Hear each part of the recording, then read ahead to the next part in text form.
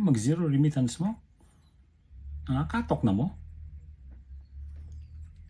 Hunaan ba ninyo sabihin mo epektuan ang inyong zero remittance sa mga pamilya ninyo dire? Sa naman mo, imbes na panalipdan yung interest sa inyong mga paryente dire, kana pa noong inyong panalipdan ng birdugo nga naaliha karon sa ICC. Kabalo mo sa mahitabo sa inyong mga pamilya kung mahitabo na ang mag-zero remittance mo, wala man impact sa gobyerno. Isa ka semana, zero remittance. Ang impact ana sa inyong mga kung nagpadala man galing mo dali, pero akong duda diya ka ng mga nagpaluyo ini mga zero remittance, hindi man gina mga OFWs ba? Mga Pinoy na nga naaliya sa overseas Filipinos nga sa Europe nga maayo na kaya ang plastar. Nga dili na sila walay mga dependents diri sa Pilipinas, mo akong duda ba? Unang kusog kayo ilang panawagan ini zero remittance ba? Kaya di man sila maapektuhan.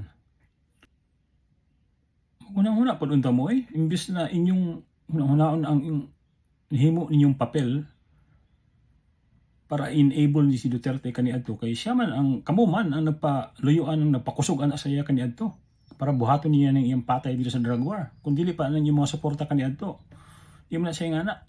So in a way kamo na mo'y responsibilidad ana ba sa nahitabo nga pagpapatay ni Duterte libuan itungod sa inyong suporta, sa inyong lunod patay nga suporta.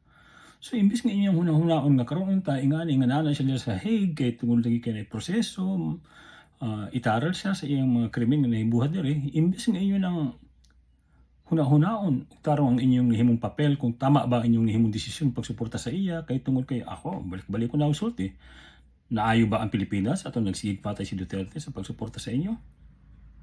Inyong mga parente diri naayo ba? Wa na bay droga karon, wa na bay patay ron, wa na bay krimen karon. Mura man gihapon ng atong kahimtang diri. So di ko kasabot ana inyong ginabuhat. O kamo ginagamit lang mo ba? Ginagamit lang mo ana mga tao ni Duterte kanang nagpaluyo ini nga mga propaganda, mga fake news, mga disinformation.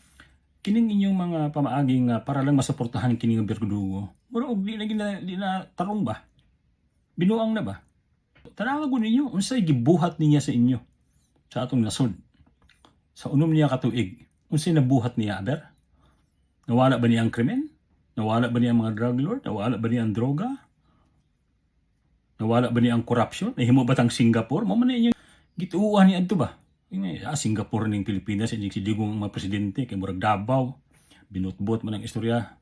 Sayang ninyong effort ba nga kamo ang gakugi nga naali sa laing nasod para hatagan og maayong panginabuhi niyo mga parente diri unya ingana ng inyong buhaton. Ang unsa na mahinuon mo